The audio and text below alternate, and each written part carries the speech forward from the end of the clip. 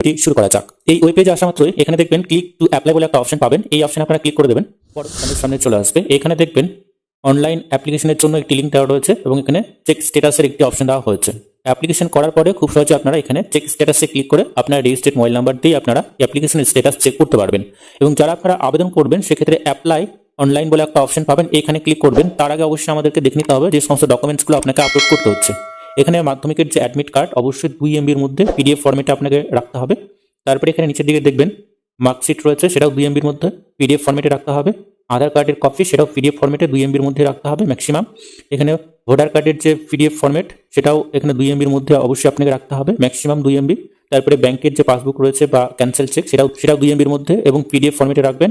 SC ST OBC certificate এটাও PDF only 2 MBর মধ্যে রাখবেন।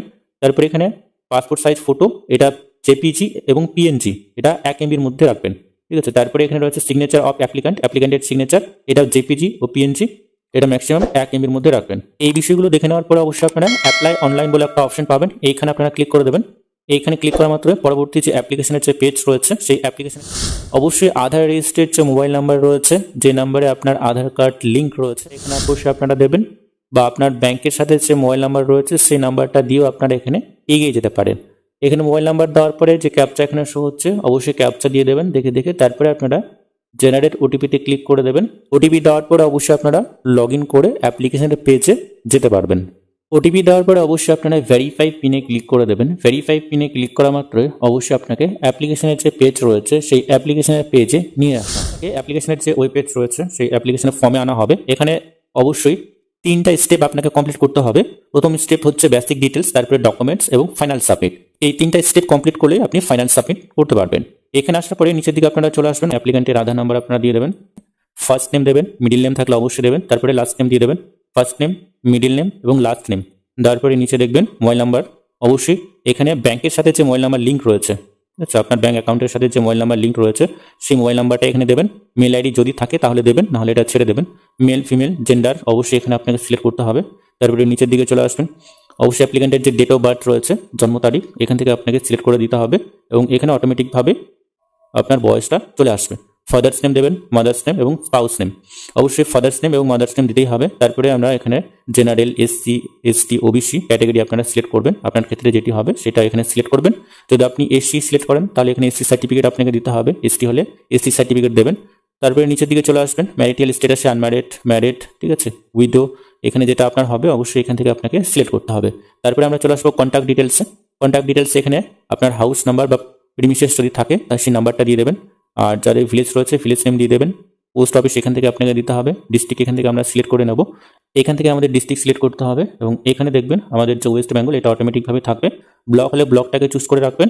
তারপরে আপনি আপনার ব্লকের নাম এখানে পেয়ে যাবেন। অবশ্যই আপনি আপনার ব্লকের নামটা এখান থেকে চুজ করবেন। পুলিশ স্টেশন চলে আসবে, আপনারা পুলিশ স্টেশন চুজ করে নেবেন। তারপরে গ্রাম পঞ্চায়েত আসবে, অবশ্যই আপনারা গ্রাম পঞ্চায়েত থেকে চুজ করবেন। এখানে পিনকোড দিয়ে দেবেন, স্টেট অটোমেটিকভাবে থাকবে। নিচের দিকে চলে আসবো আমরা আমাদের মাধ্যমিক পাশের যে বোর্ড রয়েছে সেই বোর্ডটাকে আমরা এখান থেকে চুজ করবো। আপনার যে বোর্ড হবে আদার্স হলে আদার্সে ক্লিক করে আপনারা টাইপ করে দেবেন। আমাদের ক্ষেত্রে WBBSE এটা আমরা চুজ করব। তারপরে এখানে আপনি অ্যাডমিট কার্ড দেখে রোল নাম্বার দিয়ে দেবেন। প্রথমে রোল, তারপরে নাম্বারটা দেবেন এবং কত সালে আপনি এক্সাম দিয়েছেন সেই সালটা এখানে দিয়ে দেবেন। এডুকেশন কোয়ালিফিকেশন যদি আপনার আরও থাকে হাইয়েস্ট কোয়ালিফিকেশনটা দেবেন, লাস্ট যেটা রয়েছে আপনার সেটা এখানে দিয়ে দেবেন। এবং এখানে প্রেজেন্ট যে অকুপেশন যদি আপনার থাকে তাহলে দেবেন, নাহলে এটা নাথিং করে দেবেন বা নো করে দেবেন। নিচের দিকে আমরা চলে আসবো। ব্যাংক অ্যাকাউন্ট ডিটেলস আমাদের দিতে হবে।